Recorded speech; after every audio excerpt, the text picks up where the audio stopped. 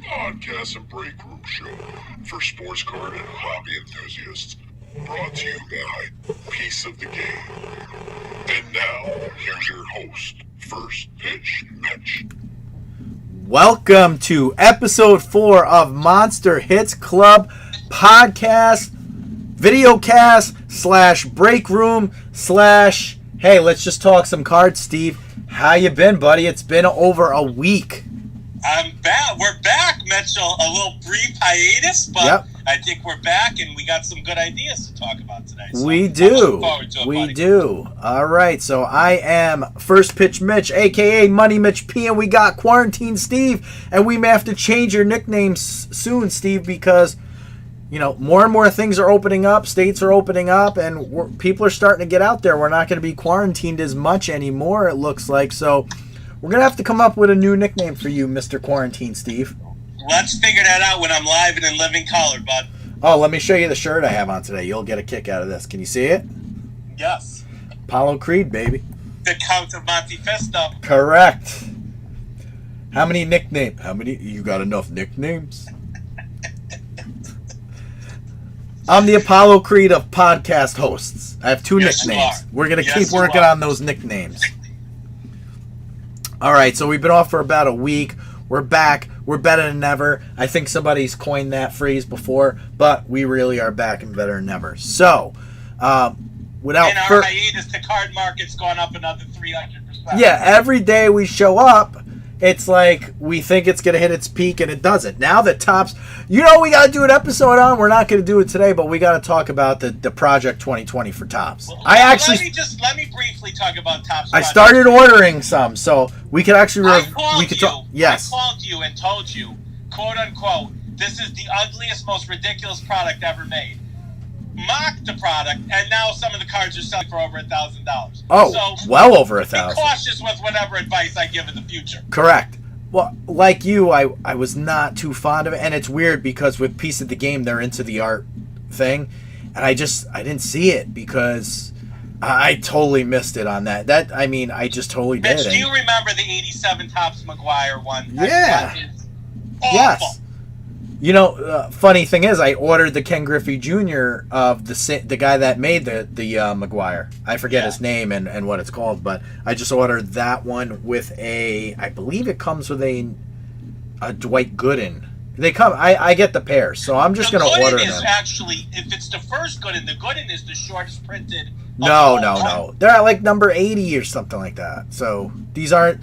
Now people are starting to catch on. The print runs are probably going to be higher and higher. So I would suspect it's going to have the same feel as like McFarlane did.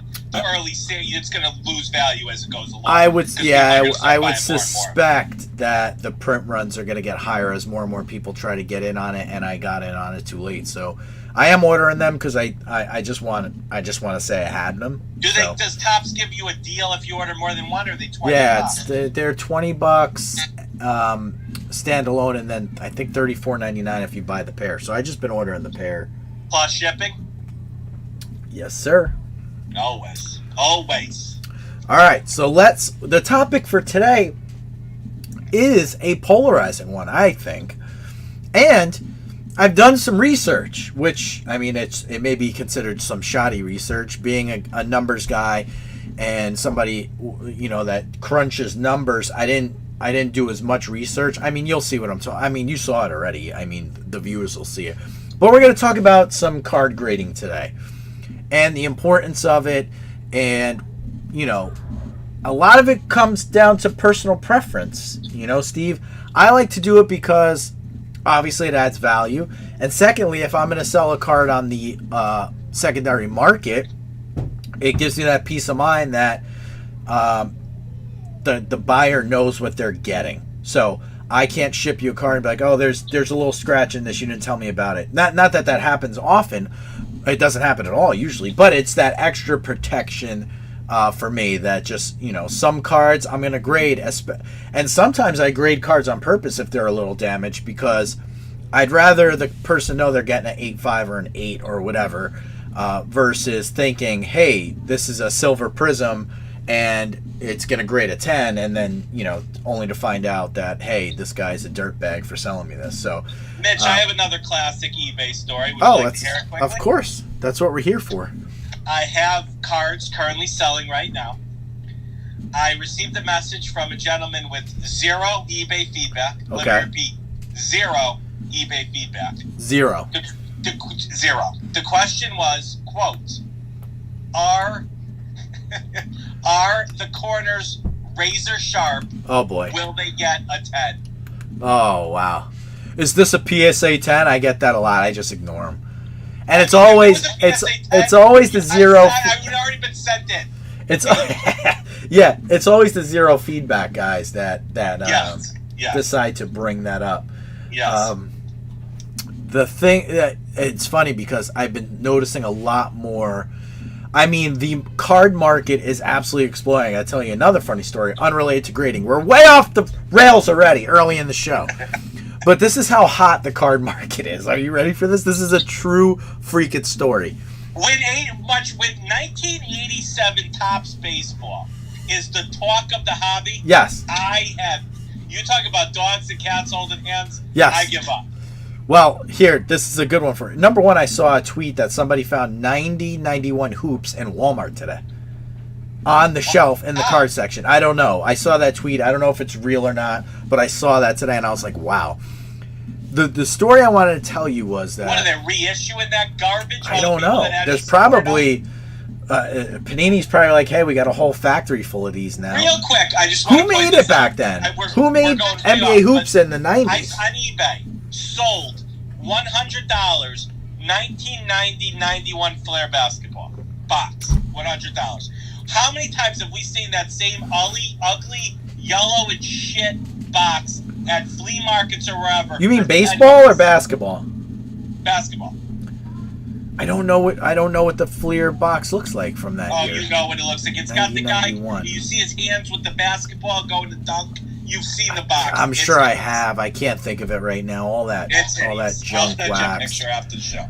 Oh, but here's the story. So, my mother-in-law lives in Florida. I can't find basketball cards for my life or Bowman or anything on the Walmart. We talked about this in previous episodes.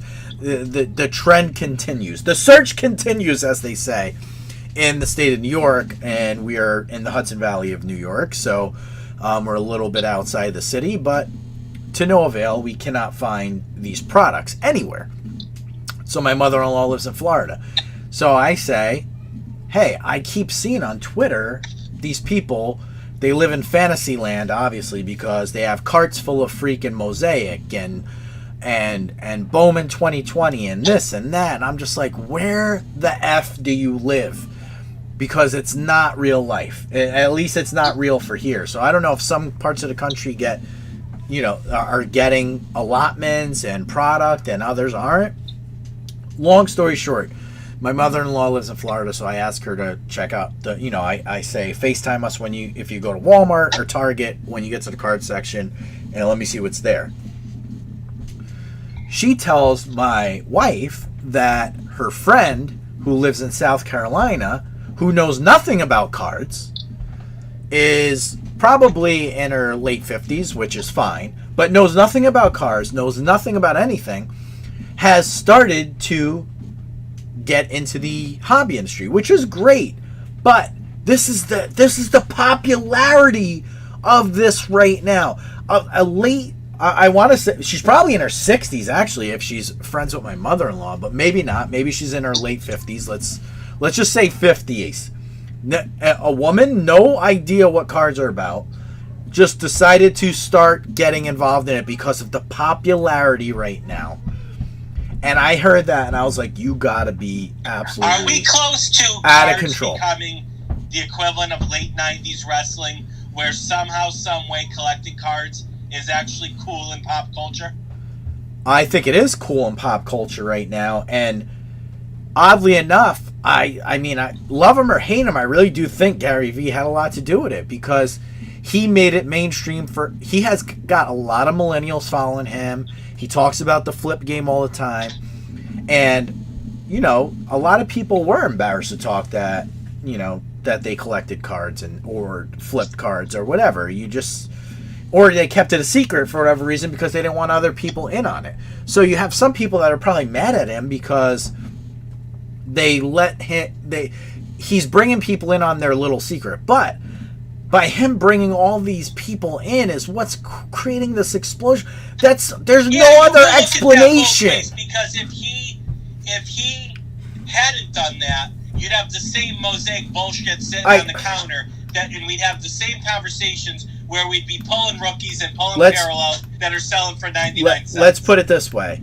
So it all works hand in hand. We talk about this all the time. I was driving to work in 2004. I hadn't touched a freaking baseball or football card probably for 10 years earlier than that. I would say 1994, probably 95-ish. Late high school is when I probably started getting, shying away from it. I wasn't going to card shops anymore. I think because the local card shop closed. There was no internet back then, really. So, there was really no place to get cards back then. So that was the gap between when the card stores closed and before when we didn't necessarily have internet in our phone. Agree. So it was like that 5-6 year, maybe 7 year wasteland. Yeah, exactly. That late 90s to early well, anyway. So I'm driving. Literally, the only place was Toys R Us. I mean, we're all the gun. And I remember driving to work, and I've told the story before, and hearing Mike and Mike in the morning. They were on ESPN radio, and I used to listen to either ESPN or WFAN here in New York, driving in or home from work. And they were talking about how that at the time Ben Roethlisberger was not, he wasn't doing great, but he was on the Steelers team that was heading to the Super Bowl, and his cards were freaking exploding. And for them to talk about that on a sports radio show and about how much money these cards are selling for, and I remember telling you, and we went nuts looking for and that's really what we caught the bug again, was from them saying it on the radio.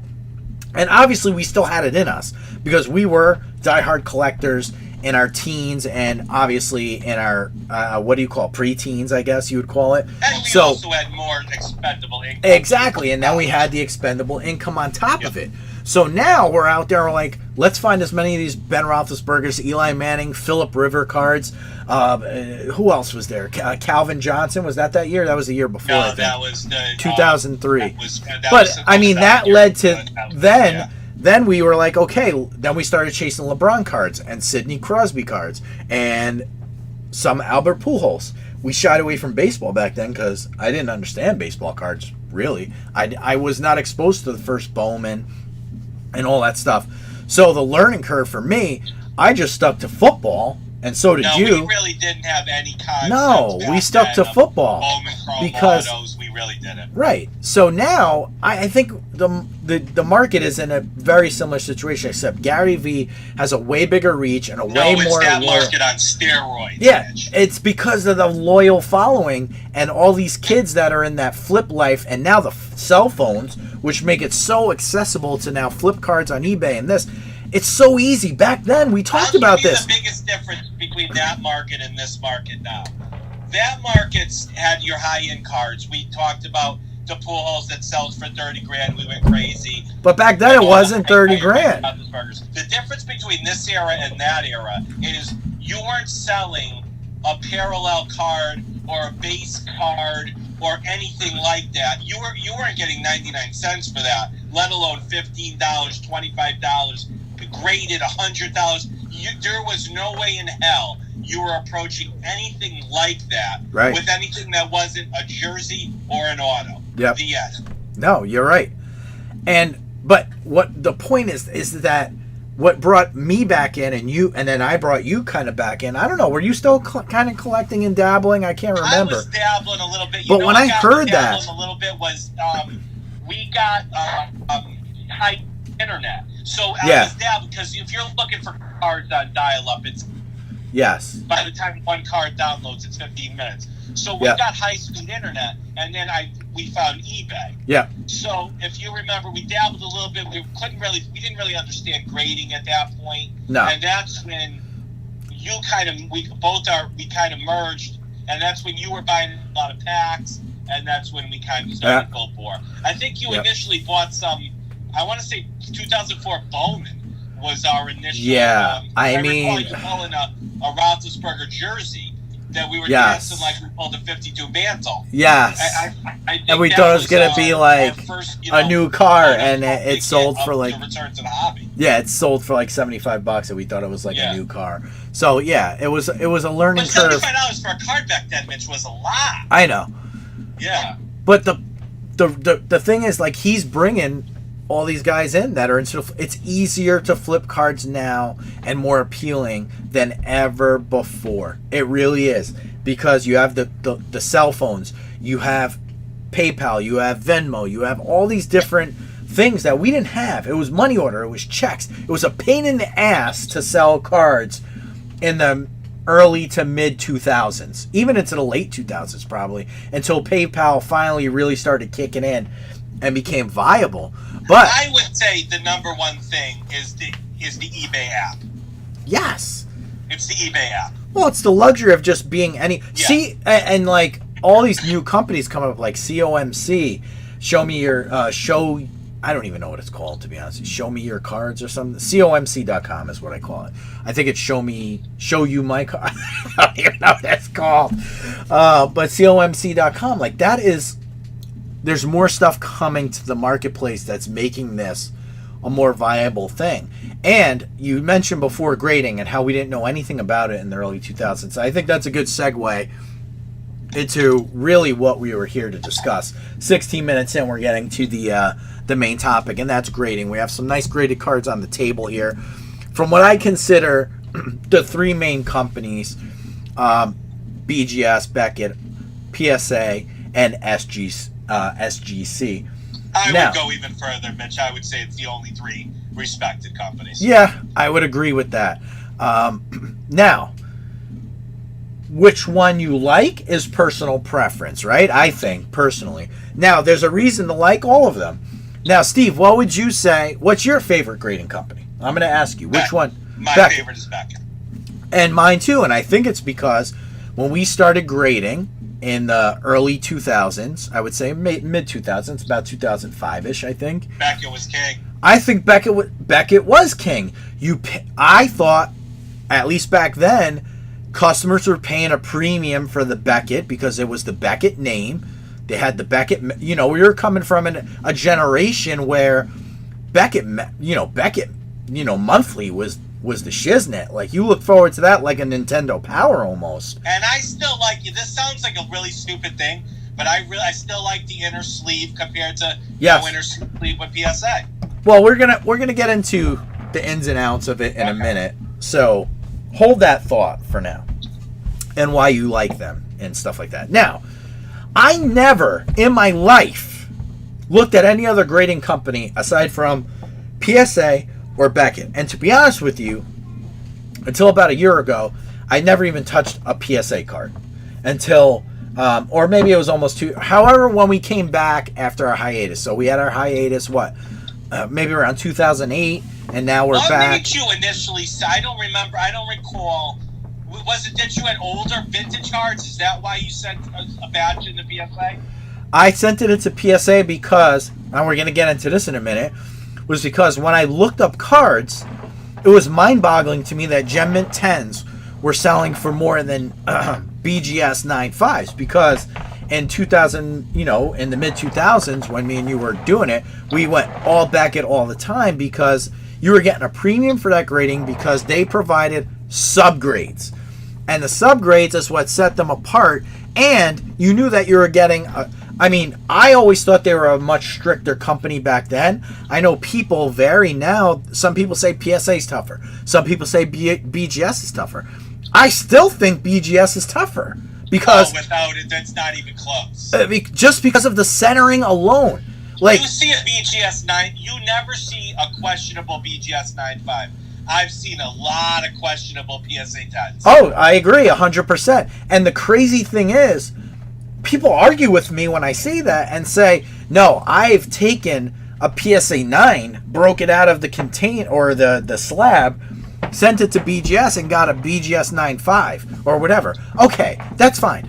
But did you do something to the card after it? Did you the reason why, and this is gonna sound shady as hell, but I would always lean to BGS because number one, as you can see, I'm gonna show the Zion.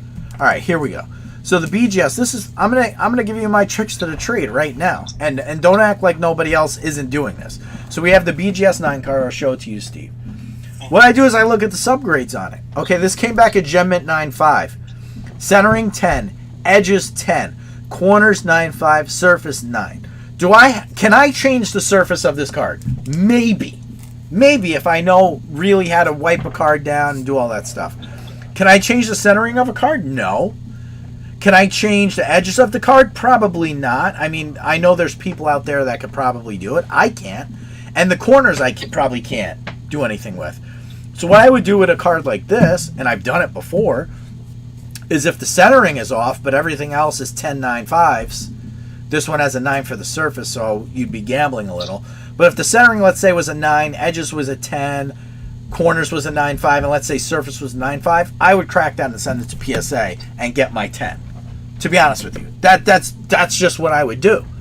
And it's crazy to think that anyone else, when this is a centering 10, so I'm not going to do it with that card. And some people may say, oh, I'm not even going to crack it at a 9.5. But when you see the value difference in a minute, which, I do have a spreadsheet that's going to break down a Gem Mint 10, a Gem Mint 9.5, a Pristine, a SGC 10, 9.5, all that stuff. You're going to see why people play these games, or not play these games, but do this and work the system. Because just because a Gem Mint 9.5 is a Gem Mint 10 and is a Gem Mint 10 at SGC as well. So, the 10 rules the day. At the end of the day, I've learned that in this marketplace now, a 10 in any company will rule the, not any, let me backtrack. Out of these three, the 10 rules the day. The 9.5, and as you trickle down, that's the second tier. Even though it says Gem Mint on the 9.5, it's never going to bring you as much as obviously one of these Gem Mint 10s in PSA or SGC. And as you can see, the reason I tried SGC was because of the ridiculous wait times of PSA. Because, as you know, Steve, you said before, I never touched PSA. And then I went strictly PSA because the values were just much more. And I thought, to me personally, I feel like it's easier to bang out a Gem Mint 10 than it is to get a Pristine 10. Way easier. And if a Gem Mint 10 is going to sell more than a Gem Mint 9.5, I'm going Gem Mint 10 all day. And I'm going to go PSA 10.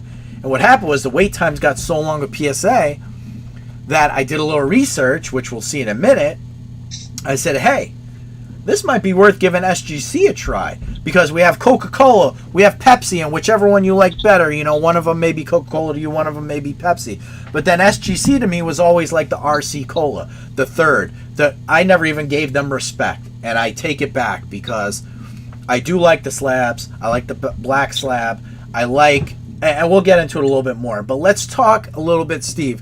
I know you said you liked the Beckett slab better. And a lot of this is, I always confuse the two. Is that subjective or objective? Is that subjective when you say you like subjective. Objective?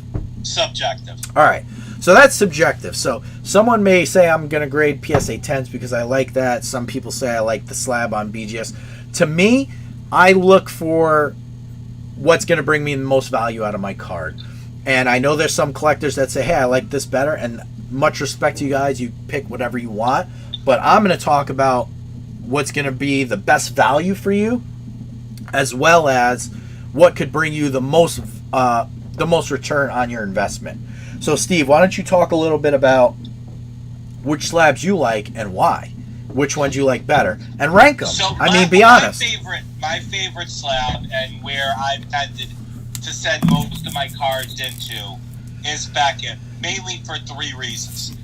The weight of the slab. If you have a PSA, I'm not going to take SGC into this account. I'm going to let you talk more about that, Mitch, because we're kind of newbies to that, and I'm not even necessarily familiar with their slab. I've seen them. You've showed me them, but I kind of want to get one in my hands before I speak to it. But Gotcha. just as far as Beckett is concerned, there's 3 reasons why I prefer Beckett. Number one, I alluded to a little bit earlier. I love the inner sleeve within the card. If you have a PSA card, there's still a little movement within that case. I like that card in Beckett. It's got that tight inner sleeve. It's protected. It doesn't move around. If I want true protection in a card, that's where I want to go. Number 2, actually, there's 4 reasons. I'll get to the 4th as well. You know, I never noticed that, Steve. And I've been grading PSA for over probably about 2 years now, and I'm just noticing that you're absolutely right. It's not in a sleeve. It's just sealed into the case. Wow. Yes. I never noticed. Just so you know, SGC does put it in does it put it in a sleeve?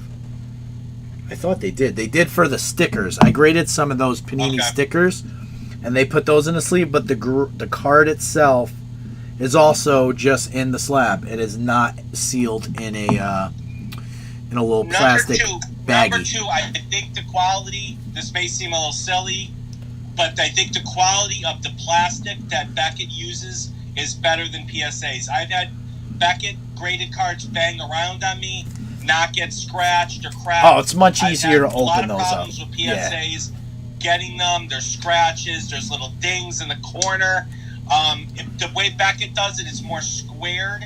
It's more protected from damage. I've gotten a lot of PSAs that are really dinged up in the corner of the case. So Beckett is a much sturdier, much better looking case. Okay. Number 3, and I think you can't undersell this.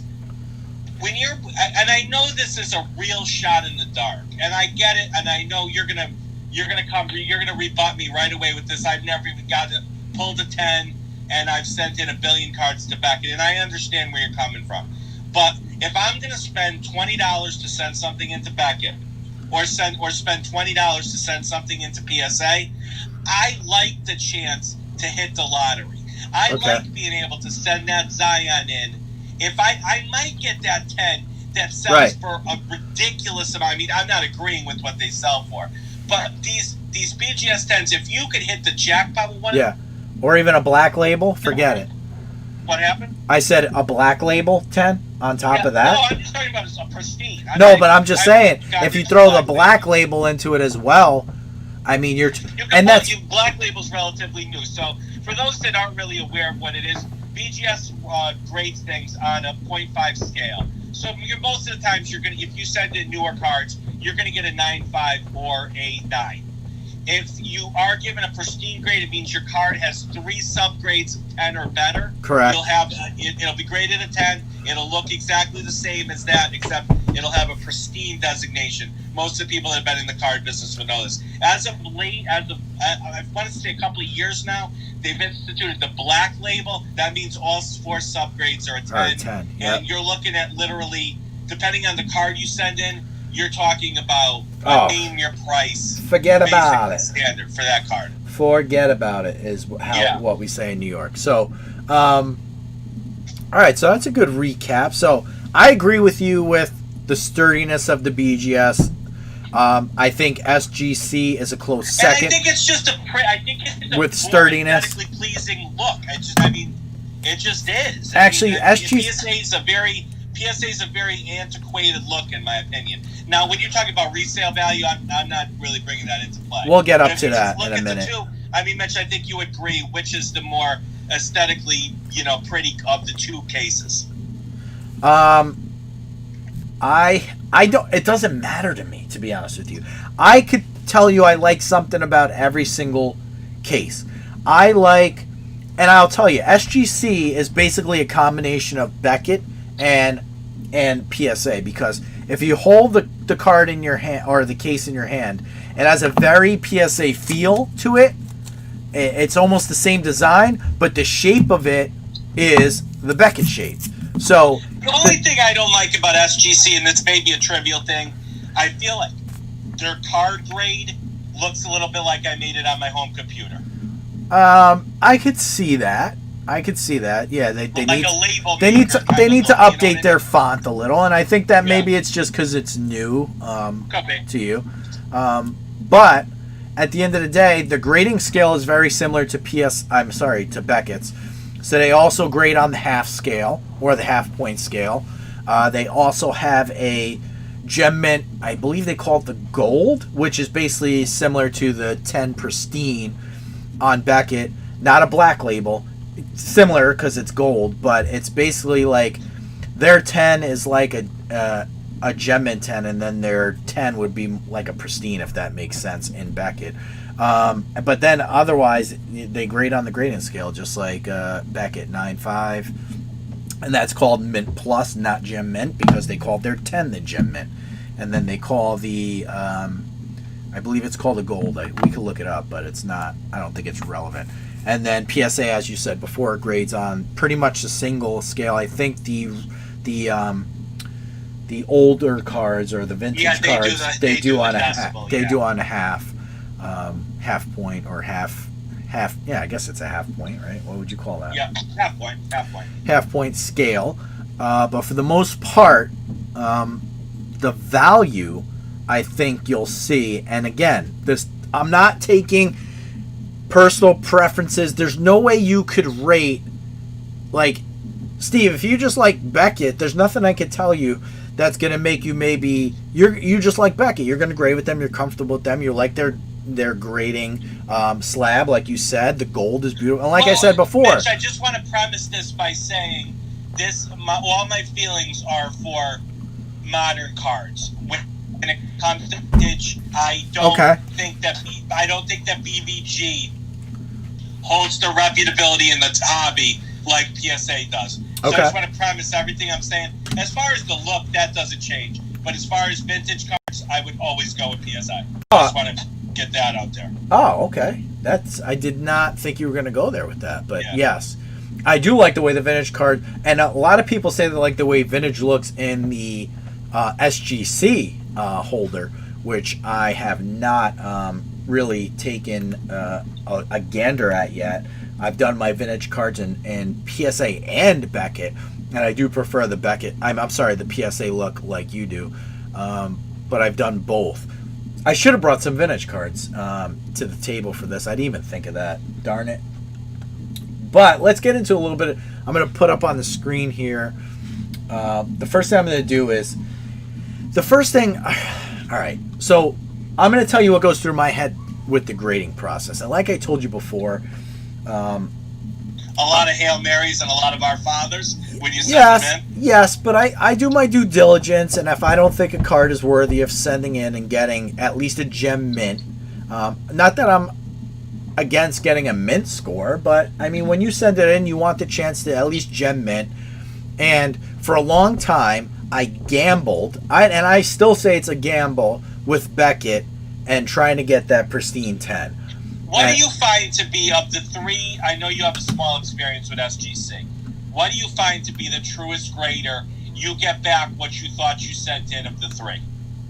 Actually, SGC was tougher on some of the grades than I thought they were going to be, as well as Beckett. I've never gotten a card from Panini, like, if I just send them a card, as long as I wipe it down before, so take any fingerprints off, make sure there's no obvious scratches in it, anything obvious, and the centering's like 60-40, I know that probably 95 to 99% of the time, it's coming back Gem Mint 10. Here's what I've just known, because you've sent in a lot of cards to both graders.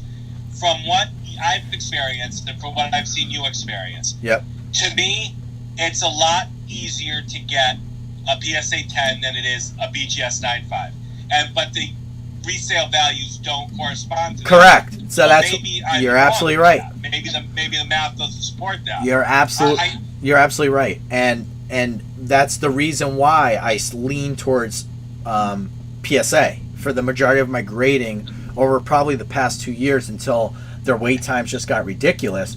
And don't get me wrong, if I still hit a Zion that's like numbered, I'm not going to send a base Zion to PSA. I'm not going to send a base Luka to PSA probably anymore. Here's another big difference, and you'll see why in a minute. PSA. Your PSA is never going to screw you with the PSA 6.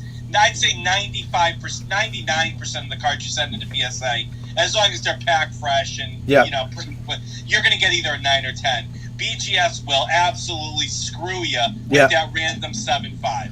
Yeah, and I don't know. And here's the thing: I do a lot of research before I do anything. So I started looking at, like I said, when I realized that PSA 10s were selling more than 9.5s, I shifted all my grading pretty much to PSA. I still sent some stuff to BGS if I really thought I had a shot at getting a 10, or before I shifted to SGC, I started shipping a lot of cards to Beckett because they've never failed me with meeting their deadline. So if I put in for whatever deadline service, they've always hit it or come within a day or so. So I always knew I was going to get my cards back, and that speaks volumes when you're spending your money and you expect a certain type of service. That, listen, they're very, I think their customer service is great. I think that, like you said before, I love different aspects of all their slabs, but the price, I think the price point's good. I think PSA has fallen to number 3 for me, and I'll tell you why in a few minutes.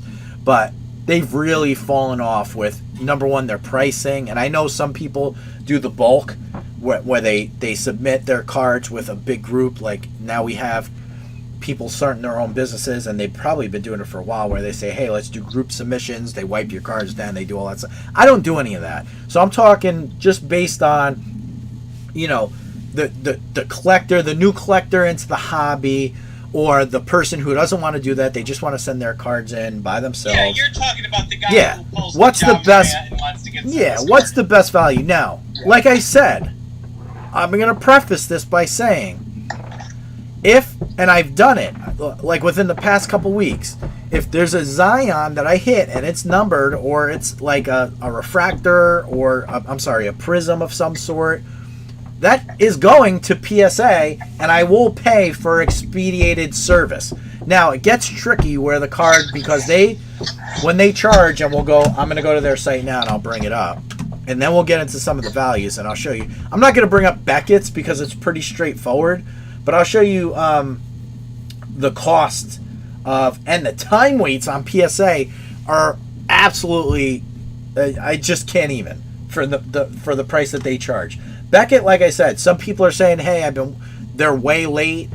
I don't have a problem with them. I don't know why, but they always send me my cards on time, and that, again, is personal preference, I guess, because some people say they're waiting forever. Some say I'm getting it on time. I don't know. Maybe I'm lucky when it comes to Beckett, but here's the PSA stuff. I'm going to pull up on the screen. Steve, sorry, I could turn it so you can see it. Hold on. There you go. So it's up on the screen now. Let me, all right. So we're on PSA's website, and I'm just going to pull up their, so if I wanted to, where the heck do I go to see what the price is for this stuff? Can't even find it. Jeez. Is this it right here? Trading card grading? Oh, there we go. Trading card grading. And then see pricing and submit. So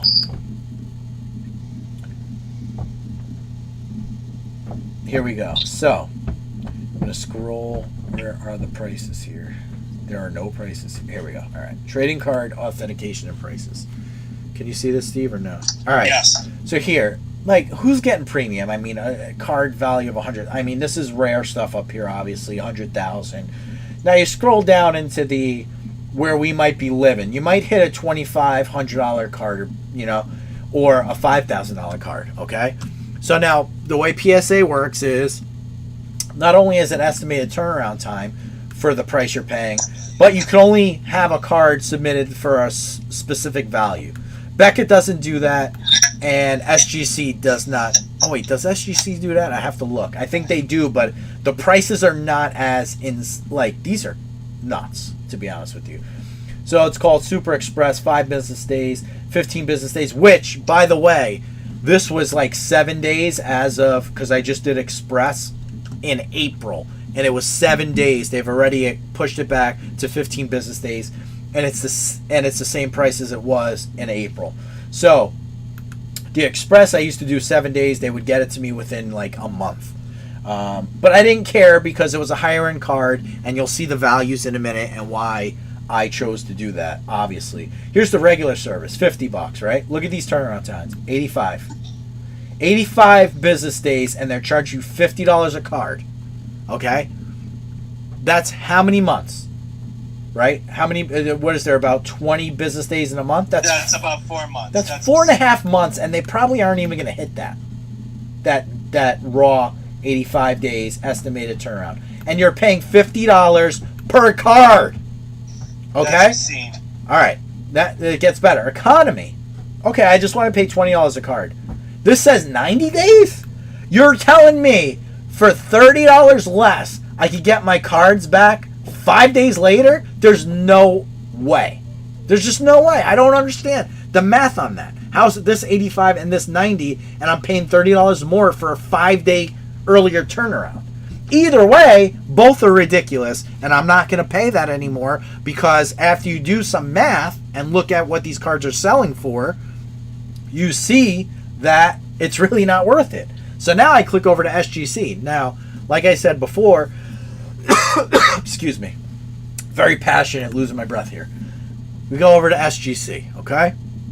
Send us your cards. We're open. They're begging you to send them their cards, right? So I said, I'm going to give you guys a shot. And I was glad I did because I do kind of like their slabs. I know that the label could kind of get a little... Oh, sorry, Steve. My bad. Could get a little... do like the black matting. Yes, the black background is cool. When I saw you get them back. It's all right. Very nice. So here's their grading scale. Like I said, very similar to Beckett's. 10 pristine is, I believe they give you like a kind of gold on the label here. I'll show you guys after. But basically the trim around the label on top, I believe, is gold. I haven't got one, so I can't really talk to it. I did see a couple on eBay, and it did look like it was gold. So here's the scale. 10 mint, it's pretty much 50. I mean, that's pretty much spot on with centering. So they do take centering into consideration. And trust me, I got 9.5s. I didn't get all 10s. And I take all that into consideration when I'm looking at my cards. I look at the centering, so I'm not completely shocked. Or if I know I'm sending in a crappy card, I'm not expecting a 10. I'm expecting what I'm expecting. But here's the prices. All right, so here's some pricing. And like I said, there are declared values. So here's the declared values, and they go up on a scale here. But most people are living in the $500 or $250 and under range. If you're going with these bigger cards, I still think that you're probably going to go to Beckett or PSA at the end of the day. I could be wrong, and maybe SGC does become that place. I know some people do still grade their premium cards, but $10 for 20-day service on a, like if I'm getting a base Luka or a base Zion, why wouldn't I go there? Just based on $10. And guess what? Their turnaround time is pretty much spot on, just like they're not late. So, yeah, this caught my eye. This made me let me give them a whirl, you know? This is a good price point right here, $10 for their cards. And like I said, a lot of the cards I send them are valued under $250. And when you're talking about a card that's not one of these $1,000, $2,000 cards, yeah, you want your margin to be as high as possible. Yeah. So I mean that where you're taking $10, $20 in some cases with the PSA $40 margin. That's a huge difference if you're selling a card for $200 once you take into account PayPal and eBay fees. All right, I'm going to bring up a standard Beckett form. Now, here's the thing about Beckett. If I'm doing Beckett, I want subgrades. That's the only reason why I'm doing Beckett, is to get subgrades, number one. And number two would be to get, to chase that pristine 10, and we'll see why in a minute. But their pricing's pretty decent. I mean, if you want no subgrades, which, I mean, I don't know why you'd... If you're going to Beckett, you might as well get the subgrades. I know if you're going to Beckett, you're going for the home run. Right. So, and which is good because even if you choose no subgrades, if you get a 10, they're going to subgrade it for free for you. But how many... Like I said, I've gone to Beckett probably close to I question whether you're going to get a 10. 15 years, and I've gotten, I think I can count the amount of 10s I got on one hand. Yeah, definitely. I don't think you're going to get a 10. And you're talking, I don't think Beckett would allow it. I've probably, I want to say close to 1,000 cards by now, at least, over my life, if not more. I'm just saying 1,000 as ballpark, and I maybe got 5 from Beckett. So, you know, when you get that pristine 10, you could pat yourself on the back. You know you're getting the real deal, man. That's the real deal card, and that's why that's why you get the premium price for it when you sell it. So now we see what some of these costs are. Obviously, PSA is the most expensive, right? And you don't, and I mean, I'm not bashing on any company's names. I mean, or any companies. You could choose who you want. But PSA is the most expensive, and their wait times are by far the longest. I don't even think it's close. Beckett is that mid-tier pricing range, I think. I think they're pretty spot on with their timing. Some people may say yes, some people may say no. SGC, I think, best pricing by far, and their timing has been so far great for me. So, now, this is what we've all been waiting for, Steve. The grading analysis that I did, as you can see, is right here on the screen. So, I'll preface this by saying, what I usually do before I grade any cards is, and I never used to look at SGC, and I just recently started looking at them because of their ridiculous wait times by PSA. And honestly, I've heard people start saying good things about them on Twitter, so I said, let me check them out. So, I looked at cost values, and I only did it with cards that I had at the time. So I would look and I'd say, okay, so let me switch back to the scene here so you can see the cards on the table. So let's say this Tatum, right? Obviously you can see I did one in PSA also, right? Now, PSA, I knew the wait time was up, out of control. Beckett, I said, let me look at the centering on this. Okay, it's pretty decent, but you never know. They may bang me out. I may get a 9 on this, right? I said, I didn't know. I don't want to gamble with that and get a 9, or even a 9.5 when I know a PSA 10 sells for more. These cards right here sell for a fraction of what a PSA 10 sells for, and you'll see that in a second on the analysis. Same thing with these. You'll see. So what made me decide to do this, SGC, over Beckett and PSA? PSA, the wait times are ridiculous, and the pricing, I think, is not worth it anymore, as you'll see, as the cost analysis and your return on investment. Beckett, the reason why I didn't go Beckett, or I don't go Beckett anymore, at least on some of these base cards, is because the 9.5s just don't bring as much as these 10s. And when I found out what SGCs brings on the open market, like, here we go. I'll bring it up.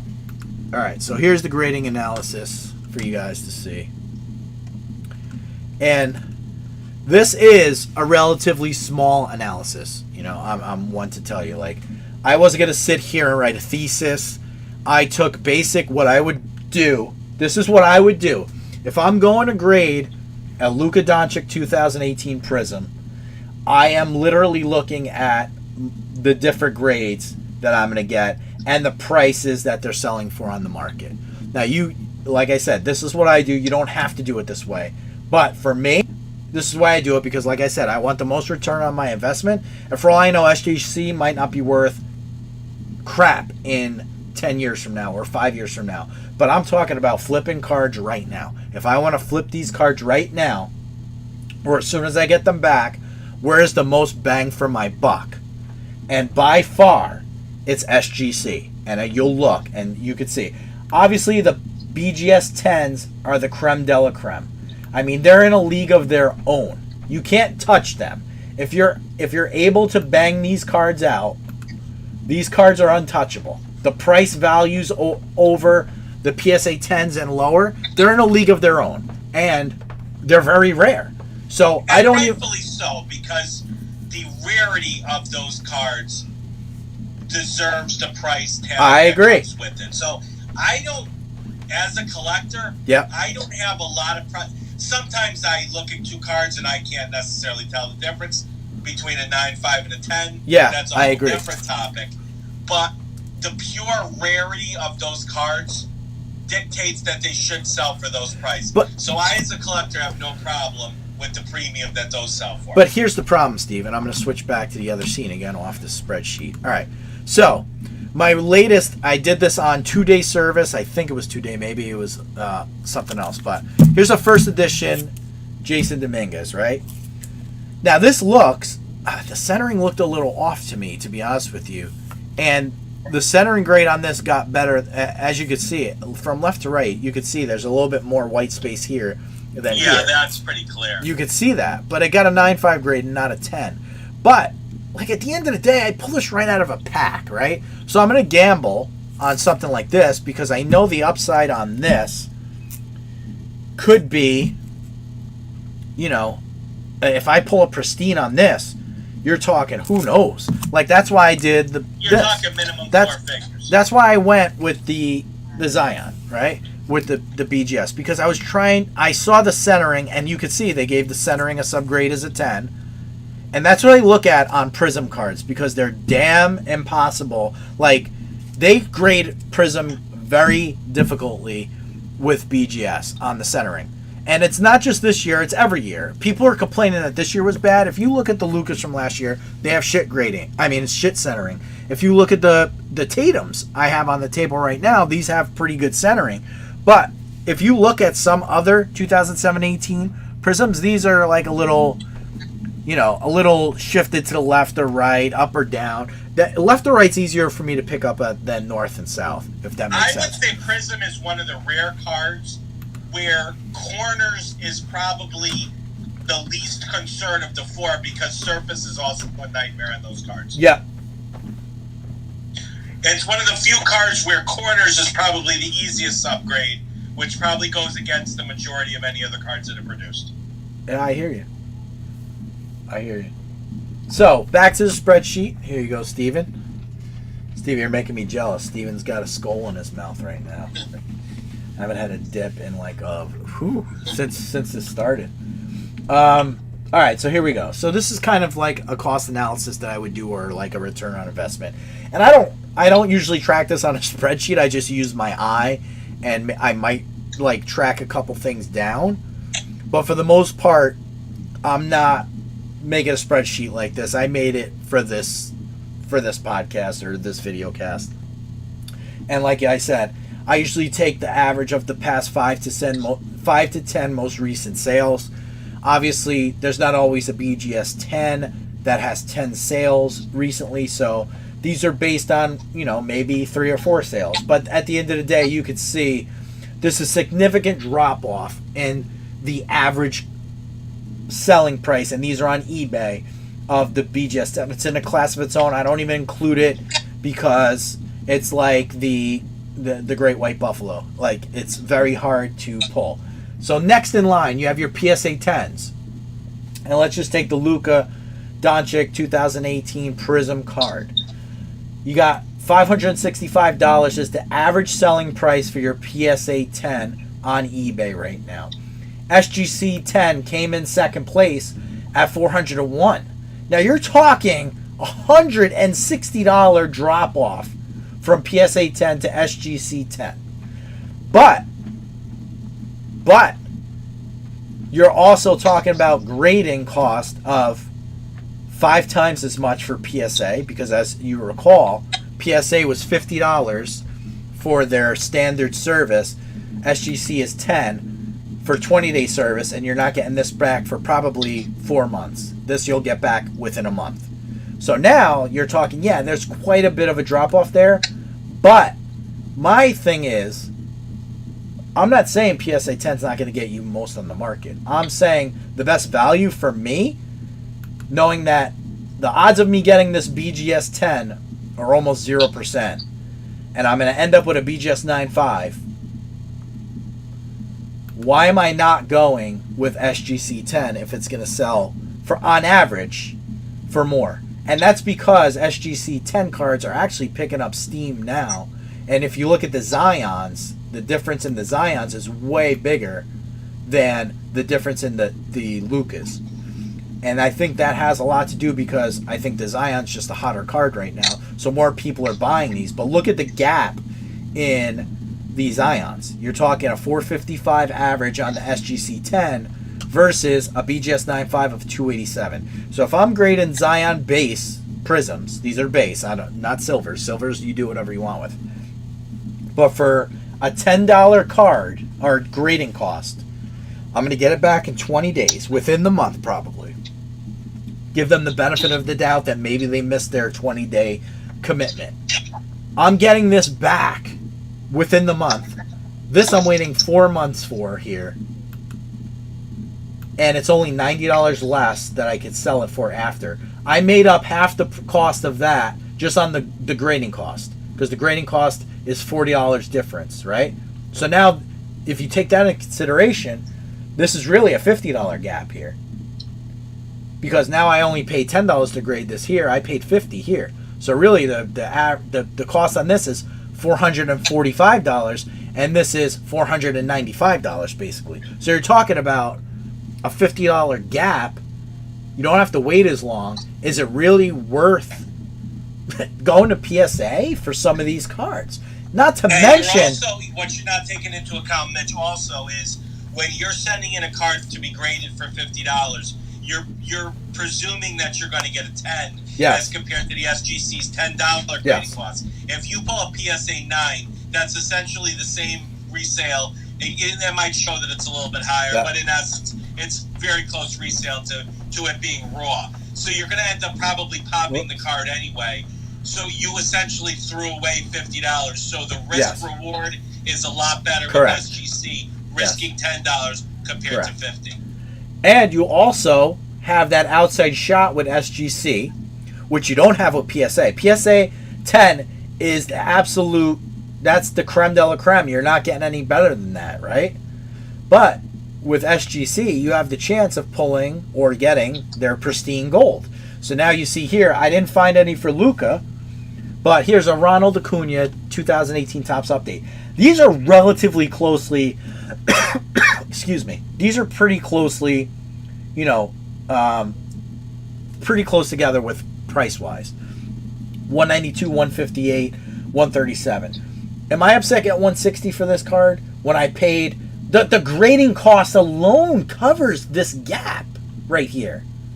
So why am I sending this card to PSA if I'm maxed at 192 and the grading cost alone, unless I'm doing both, where you have a card in limbo for 4 months and you don't know what happens to either the market or Acuna's career in that time frame. And of course, I'm taking into I'm on the premise that people are going to go for the $50. I mean, $50 per card is just preposterous, if you ask me. So you're not going to pay that for PSA to get these. You're going to go to some group submission, and I get it. You could get it cheaper. Who knows? $8 a card. Maybe then PSA is more appealing to you. Mitch, you're taking into guys that are pretty much. It's assumed that they're going to carry their value. Zion, Acuna, Luka. These are the creme de la creme of the market. Let's say you're sending in a Gardner Minshew. You want to get that son of a bitch on eBay the minute you can. Right. It's not a guy you want sitting in a PSA mailbox for 4 months. Right. And the crazy thing is, here's another crazy thing. These pristine golds, they're kind of, I mean, it depends on the card too, but all the data has stated that it kind of falls in between the BGS 10 and the PSA 10. So nothing touches this BGS 10. This is the crown, and Black Label is like another level. It's off the screen up here somewhere. But nothing's ever going to touch your pristines, but they're very rare to find or to get. Could I potentially get an SGC pristine gold? Possibly. But if I'm going to get that pristine gold, and I know it, I'm sending that to BGS because I want this card, and their grading scale is very similar. So if I'm going to be in this world, now that the possibility is I thought I was going to get a SGC 10, and I hit the lottery and I got the SGC Gold, and now it's a $400 card, which is, way more than PSA 10 and just under BGS 10. But over here, for the Zion, it's not much more than a PSA 10, which is mind-boggling to me, because it should be much closer, and maybe there's just not enough of them yet out there, or maybe people don't understand. I think there's not a big enough market. I don't think many people understand it yet, because I don't think there's been much attention on SGC yet. But hopefully this starts changing, because personally for me, the value with SGC is superior to PSA and BGS right now. It just is, because like I said, I'm going to pay less per card to grade it. The resale values, if I get the gem mint 10s, and 10s rule the world, I'll take these 10s over BGS 9.5s, because now you're just, I paid cheaper to grade it, and I'm getting more resale for it. Will these values hold up? I don't know. But for right now, for flipping, I'm going SGC. But if I want to hold maybe long term, maybe I go Beckett. Like, it's all personal preference at the end of the day. And you got to literally, grading is not as simple as, let me just send this to PSA because of this, or Beckett. You have to have your reasons why. Like, if I'm holding Beckett, I think as of right now, probably, and PSA, if I had to pick 2 out of the 3 that are going to be here, and I'm not saying anything against SGC, they've been around for a while, but like 10 years from now, what would I rather have? As of right today, would probably be Beckett. I think it's the most respectable, or PSA. They're the most respectable in the marketplace. SGC, I think, is picking up steam now, and that could shift, but I got no problems with them for the time being, and I think they're the best value as of right now, based on their price, the value, the cost, or the amounts that they're bringing on the secondary market, as well as the turnaround times.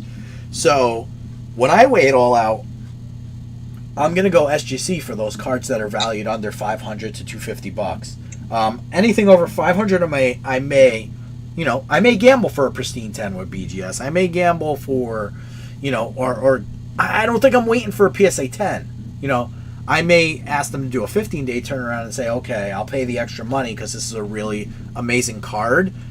But at the end of the day, to pay the extra money on some of these cards, if the values are that close in the secondary market, I just don't see why you wouldn't choose something other than PSA at this point. What do you think? I agree. When you boil the numbers down, first off, I can't justify the cost of PSA with that turnaround time. I don't trust the market in 4 months to be where it is today. I don't want a card I send in sitting somewhere, and that's 90 days or 85 days. I agree. God knows what. And yes, you have no idea, especially in these times, you have no idea what A, the economy is going to look like, or B, the card market's going to look like in 4 months. I'm not taking that risk. I agree. I think SGC is very attractive at that price point. I like the fact that I can send in 10 cards for a $100 bill, get back the cards. If I get a 9, I'm not stomping all over the place because I threw away hundreds of dollars for a card that's going to sell the same for raw. If I have a card I really like, I think I would still lean towards Beckett. But if I'm going to send in a bulk order, when you boil those numbers down, the look of the product, it's not my favorite, but it's not repulsive. Right. I don't know how you, as long as the market respects SGC, and I don't know if that's sustainable once PSA's times are down, but as long as the market, as long as SGC remains reputable in the market, right. I don't know how you argue that right now, Mitch. No, you can't. And like I said, a lot of people, when I showed them, I showed a few people that I showed you. I showed a few other people that, I'm close to within the industry, that spreadsheet. And I don't think a lot of people have actually done. I'm sure there's people that have, don't get me wrong, because there's other people grading with SGC that must be seeing the same type of bump, or not bump, I should just say, like the disparity in values there or that spreadsheet. I think they're doing their own little analyses here and there. And like yeah, I said, I'd just like to piggyback what I was saying. I don't think this completely negates anything I would ever send a PSA. Just for example, myself, I have a Lou Brock rookie, a 62 Topps Lou Brock rookie. Yep. Now, that's not a card that's going to swing with either his career or not even the card market up and down. It's not really going to impact that card. So if that card's with PSA for 4 months, I don't really care. It's probably not a card I'm going to flip right away unless I got, say, an 8 or above. It's a card I'm going to put in my personal collection. I like the sustainability of PSA as a name. Those kind of cards I'm perfectly fine keeping with sending in the PSA. The reputability of the company. I like how they handle vintage cards. I kind of know what kind of grade I'm going to get. It's not as fluid as, say, Beckett, where you might get a 3 or a 7. I know I'm going to send it in a PSA. I'm probably going to get a 6. And I'll put that in my personal collection. I'll put it in a box somewhere and have it. Like I said, the market's volatility is not going to affect a card like that. So I'm comfortable with it. But we're not sending in a Zion Williamson that's literally moving up and down hundreds, in some cases, thousands of dollars a day. Yeah. What the hell do I want that card sitting somewhere for 4 months? Right. I want that card in my possession. Yeah. So the minute that thing hits its peak, that thing's on eBay. Right. So you're either going to pay the premium to get that PSA 10 because you know that pulls the highest aside from the pristine 10. So you want that maximum value, but you're going to pay extra on the grading. And I don't know if the extra price on the grading would determine. Because if you literally have to. You toss the $50 to $100 bill down the toilet. The best. What are we looking at for? Like when we're talking about a 1920 Prism Zion, a PSA 9 compared to Raw, I'm assuming that's got to be very similar. Mm-hmm. Probably. I mean, so you essentially gave PSA money to do nothing for you, right? Besides encapsulate a card that doesn't need to be encapsulated, right? Because you don't need to. You don't. I mean, we talked about the eBay assholes before, but most of the time, your collectors are not going to need a card like that graded. They're more than comfortable buying that raw. I agree, and I'll close with one thing. Like, I'm not saying to choose one over the other. You got to do your research, look at it, what's best for you. Obviously, some people, like I said, they're collectors and just collect one particular brand, and that's fine. If you just like PSA and you want to do that, that's great. If you want BGS, you just want to do that, that's great. If you want SGC and you like them, that's great. But at the end of the day, you got to do what's right for you. The way I do it is going to be different than someone else. But, I think that it's time people start giving SGC a chance because, number one, I think what they did with the blackboard is on the slabs are excellent. I think their price point is great. I think the resale on a lot of these cards is on par with, with the other companies. So, I mean, at this point, I could only see them getting stronger unless something, and I think the wait times on PSA are just going to add to the values of those cards because there's going to be. Mitch, I think I'd feel comfortable giving a recommendation on these. I mean, if you told me the three companies and what each of their strengths are, I would say if you have a bulk of cards, if you're in that Tyler Hero, Cameron Reddish, where you just want to maybe hit a 10, get rid of the card for $100, $200, I would say SGC is the way to go. Send them in. If you get a 9, who gives a crap? You pop it or you sell it. Exactly. Whatever, you sell it raw. Much lower if risk. You're talking about, I would say, a card in the $250 to $1,000 range. Yeah. I would go with Beckett. You protect yourself from the eBays.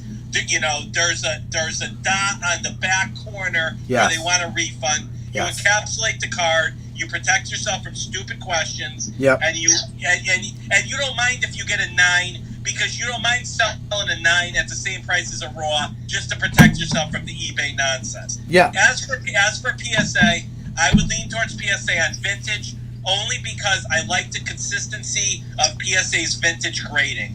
If you send in something to BGS or BBG, and that I'm not going to speak on this podcast about SGC's vintage handling. I have no experience with it, so it wouldn't be a fair observation. But as far as vintage, I like the consistency. I like them, yeah. I like the consistency of PSA's vintage grading. I know what I'm going to get. It's, I'm pretty much going to get anywhere between a 5 and a 7, as long as the card's not completely destroyed. Right. And it's a consistent brand that you know is not going anywhere. Yeah. So those would be my recommendations. Like I said, you pretty much people are going to probably go with whatever they feel the most comfortable with. Yep. But from a collecting point of view, I think that's the safest way to go concerning the 3 brands. Yeah, and like I said, my whole thought process is, like, I just want people to understand, like, when you see SGC, don't be like, oh, immediately like, oh, they're just no way, because I was that way. SGC is perfect for your. I need to bring up his name again because it's the guy's coming to my mind. I just pulled a Tyler Hero Silver. Yeah. I want to send this in, flip it for $250, and if I get a 9, who cares? I spent $10. Yeah.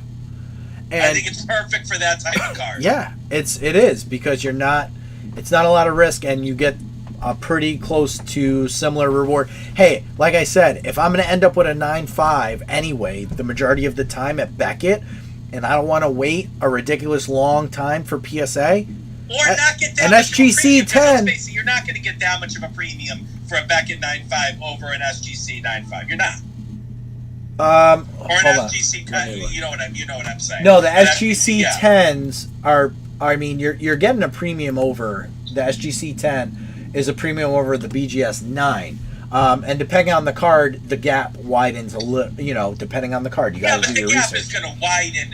But the BGS 9.5s over their threshold. The BGS 9.5 over the SGC 9.5 is similar to, like, it's pretty significant. So the 9.5 difference. But the cost is much less, so you don't care as much. Right. Not that much less on Beckett, though. So if you're talking an SGC 9.5, you're probably better off with Beckett.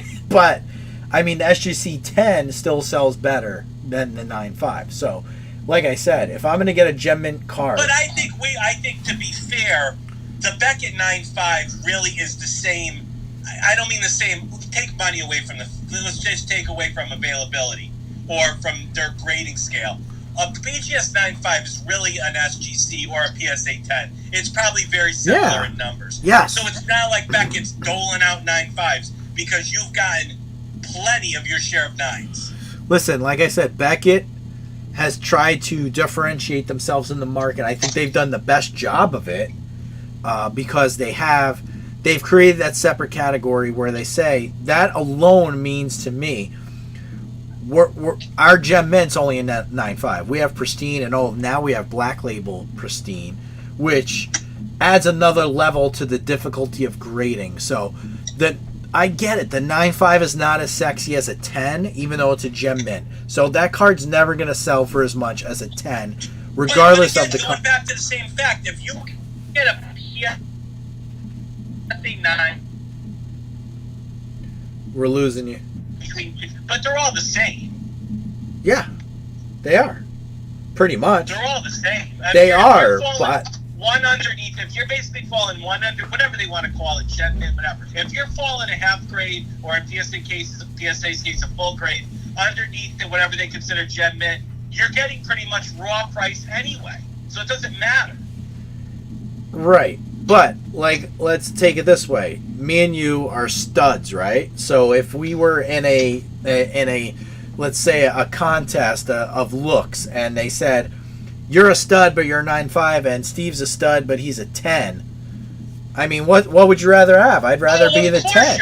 Of course you're going to take the 10, but that's someone that's maybe not as familiar with the grading. I think a lot of times the PSA 10 goes for more than the Beckett 9.5 just because people don't understand what the hell they're buying. That could be it.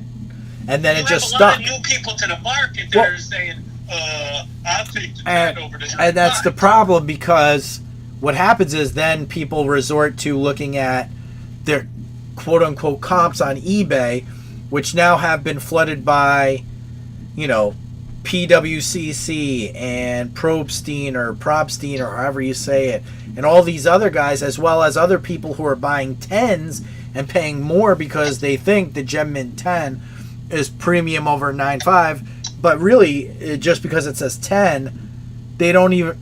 It's a 10 to them. You know, I don't get it. I don't get it. To me, a Beckett 9.5 is a PSA 10. Oh yeah, I agree. I agree, but it's not a 10, so it's never gonna sell for. I know. Dude, would you have thought that a SGC 10 sold for more than BGS 9.5 before I did all this? Not a chance in hell. No, me neither. But that's why I started. You know what BGS is better off doing? Changing their grading scale to make a 10 Gen Mint, a 10 plus pristine, and then a 10, whatever the hell you want to call it, a black label, and then that black label. And you'd probably see BGS would probably blow both of them out of the water. It could because be the subgrades. as simple as new collectors not understanding grading. Bro, subgrades I think are I think that's awesome. Subgrades. I think where they ran into it's trouble. A little more transparent. I think where they ran into trouble, it's exactly what you said. Like they made their pretend and which they should. It's, you know what this reminds me of? Think about the pizza reviews by what's his face from Barstool. What's his name? I can't think of his name. Everybody knows the rules. Yeah.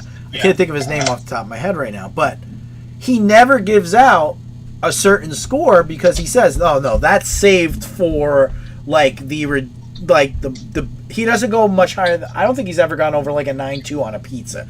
And people come out, "Oh, that's a 10." No, it's not. You know, that's how can you just throw out a 10? That's not a 10. And Beckett gets it with that. It's not a freaking 10. How are you calling a fucking Gem Mint, and I can't believe I just cursed, but how are you calling something a Gem Mint 10 and the shit is lopsided? Like, completely lopsided. PSA is actually smart because if PSA went to the same system as Beckett, PSA would be done. Yeah, they couldn't. That's the problem. They couldn't. Cards. I still think they would survive in vintage because I still think vintage. Well, they do the half grades in vintage. I think pre-1970 is a whole separate podcast. Would you agree with that? Yes. But I think here, at the end of the day, I think Beckett gets it right. I think SGC sees that the grading scale it's truer and it's more, you know, that 10 should be reserved for something that's a 10. Like, you don't give a 10 out like they're fucking Tic Tacs. Like, PSA gives them out like they're Tic Tacs, okay? I would say a Gem Mint 10 should probably, if you told me a Gem Mint 10, it should be maybe 1 out of every 50 to 100 cards sent in. Should be a 10. We don't know that, but it should definitely be, it shouldn't be and right now it seems like it's every other card. Right. Because there's pristine cards and then there's Gem Mint, and I think that's where Beckett gets it right. But they're giving out Gem Mint 10s for cards that are not 10s. They're not. No. There's I think Beckett's Gem Mints are more Gem Mint than PSA for the most part. I've told you. I honestly think I've collected both. I've had my share of both.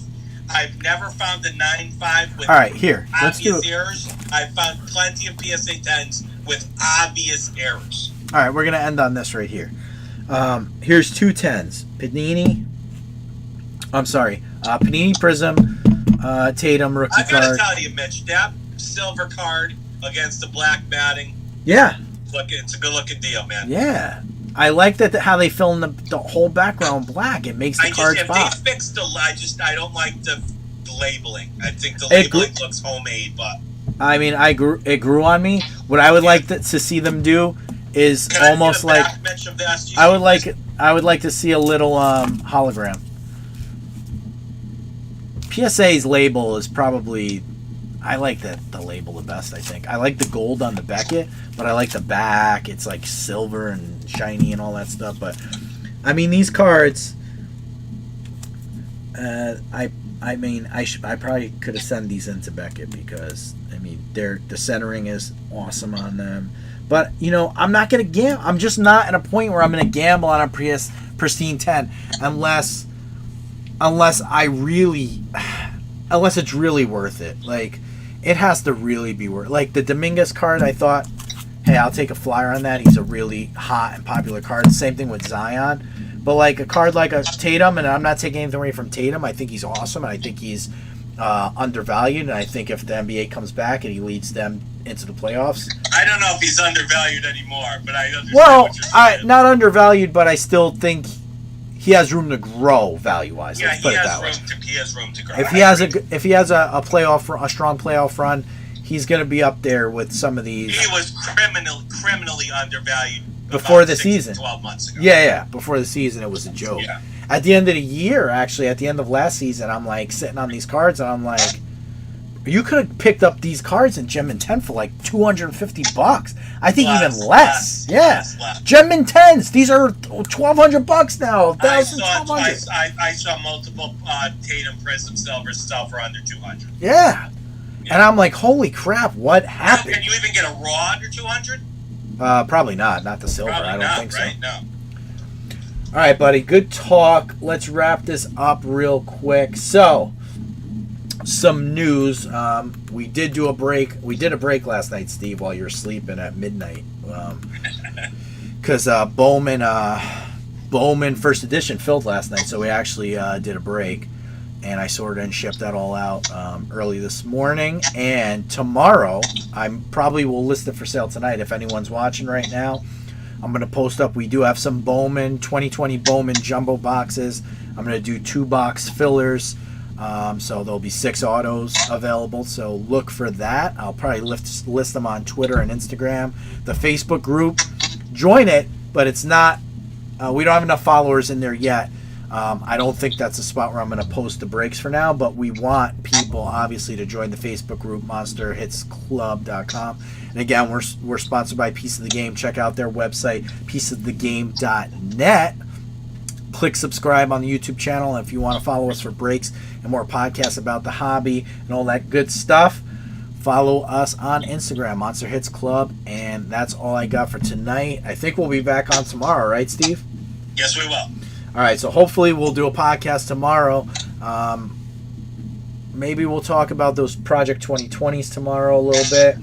And then hopefully we could sell out those breaks and then do the 2020 jumbo box breaks, which would be awesome. But if not, looking forward to doing another break. But if not, then we'll just chat a little, all right, Steve? You got any closing remarks?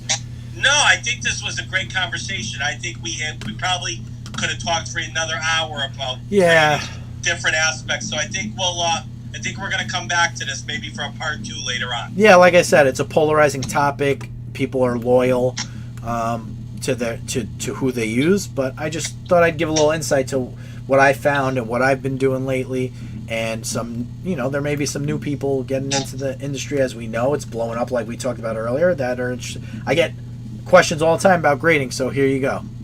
That's what I'm doing. So thanks for watching, guys. We'll be back tomorrow night. Steve, good chat, buddy. I'll talk to you later. So I look forward to it, Mitchell.